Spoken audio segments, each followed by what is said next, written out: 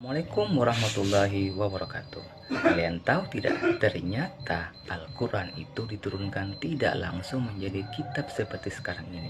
Al-Quran diturunkan itu berangsur-angsur atau mutawatir, di mana 22 tahun, 2 bulan, 22 hari di masa kenabian Rasulullah SAW.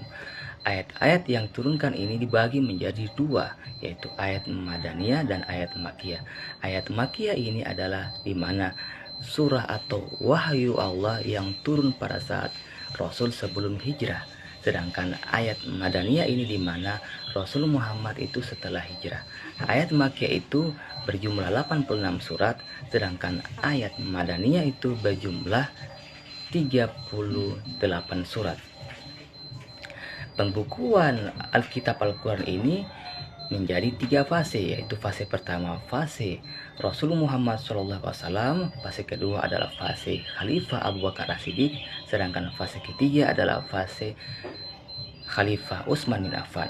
Fase Rasulullah SAW itu ketika wahyu turun itu langsung dihafalkan oleh Rasul Muhammad dan ditulis oleh yang menjadi juru tulis waktu itu, ditunjuk oleh Rasul adalah yang pertama Abu Bakar As-Siddiq, Umar bin Khattab, Utsman bin Affan, Ali bin Abi Thalib, dan beberapa sahabat yang lain.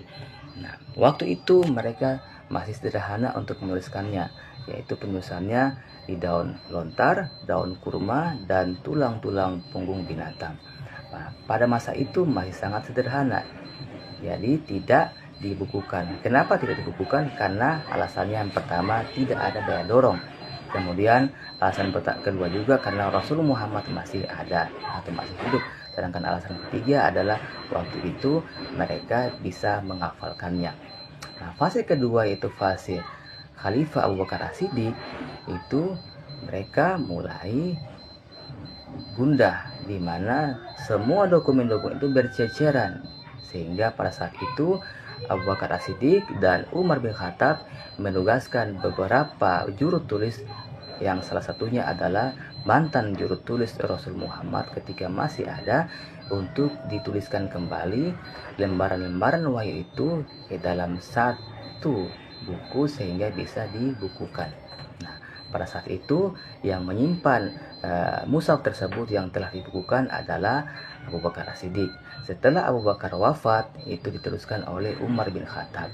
Setelah Umar bin Khattab wafat, diteruskan oleh anaknya yaitu Hafsah binti Abu Bakar As-Siddiq.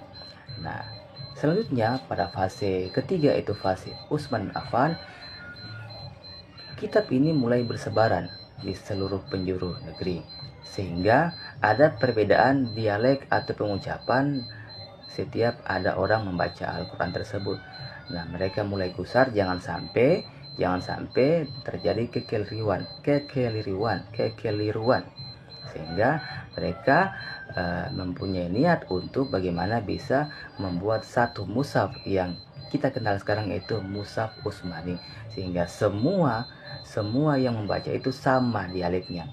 Konon katanya ketika wahyu turun itu dialek yang pada saat itu digunakan adalah dialek suku Quraisy, sehingga di mushaf itu pada fase ketiga ini, fase zaman Utsman bin Affan, memakai dialek Quraisy.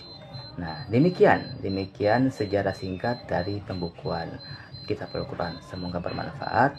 Lebih dan kurangnya saya mohon maaf. Jika ada yang lebih paham, silakan penuhi kolom komentar. Terima kasih. Wassalamualaikum warahmatullahi wabarakatuh.